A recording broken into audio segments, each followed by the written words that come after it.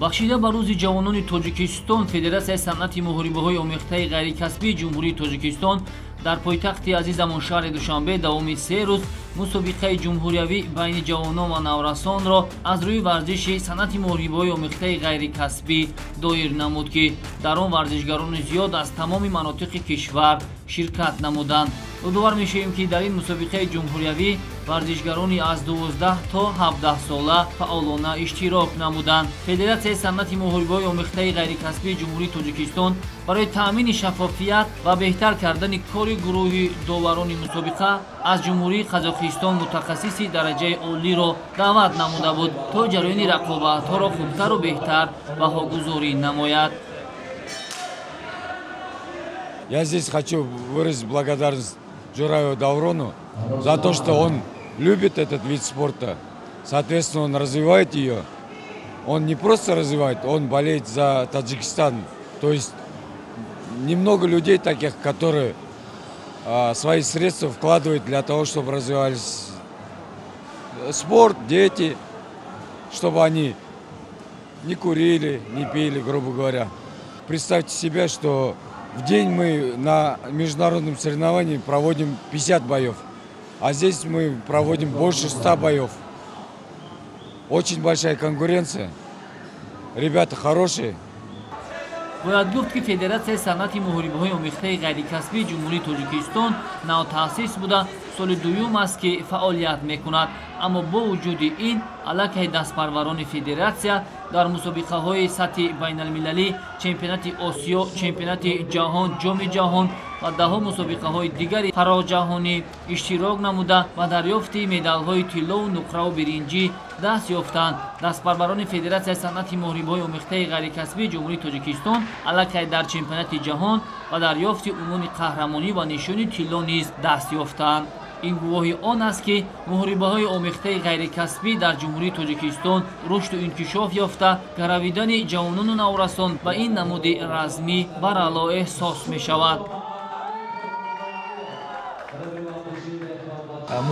мусобиқаи таърихӣ аст, ки бори аввал федератсияи мо тасмим гирифтааст, ки байни наврасони аз 12 то 17 сола мусобиқаи ҷумҳуриявӣ гузаронад. хеле ки шумо мебинед, мусобиқа дар сатҳи олӣ гузашта истодааст ва ғолибони ин мусобиқа мо умедвор ҳастем, ки дар мусобиқаҳои ҷаҳон, Осиё ва дигар мусобиқаҳое, ки аз ҷониби Федератсияи байналмилалӣ ташкил мешаванд, ширкат хоҳанд кард. тавре раиси Федератсияи санъати муҳорибаҳои омехтаи ғайрикасбии Ҷумҳурии Тоҷикистон Даврон Ҷураев иттилоъ дод, мусобиқоти мазкур ба хотири муайян намудани ҳайати мунтахаби ҷавонон ва наврасони кишвар ва омодагии онҳо ба мусобиқаҳои сатҳи байналмилалӣ гуфта мешавад. Федератсияи санъати муҳорибаҳои омехтаи ғайрикасбии Ҷумҳурии Тоҷикистон бо мутахассисони сатҳи ҷаҳонию байналмилалӣ ҳамкориро ба роҳ мондааст ва доир намудани ин мусобиқа имкон медиҳад, ки чеҳраҳои навро кашф намуда ба мусобиқаҳои дар пеш истода сафарбар намояд. Мусобиқаи ҷумҳуриявӣ байни ҷавонон ва наврасони аз 12 то 17 сола бо дастгирии Федератсияи санъати муҳорибаҳои омехтаи ғайрикасбии Ҷумҳурии Тоҷикистон давоми 3 рӯз идома карда, дар он наздики 400 нафар иштирок карданд. Дар рӯзи охири рақобатҳо на танҳо ба иштирокчиёни фаъол, ҳатто ба беҳтарин мураббиён низ ифтихорнома ва сертификати Федератсияи байналмилалии муҳорибаҳои омехтаи ғайрикасбӣ тақдим карда шуд.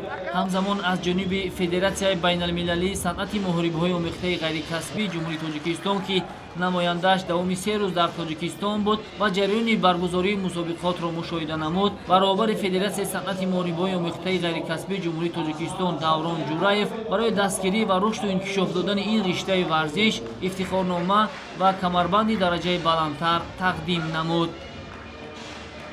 асоси ин оммавигардонии варзиш дар Ҷумҳурии Тоҷикистон аст ва дар сатҳи хуб дар мусобиқаҳои байналмилалӣ иштирок намудан ва дар арсаи байналмилалӣ баланд бардоштани парчами ватани азизамон аст.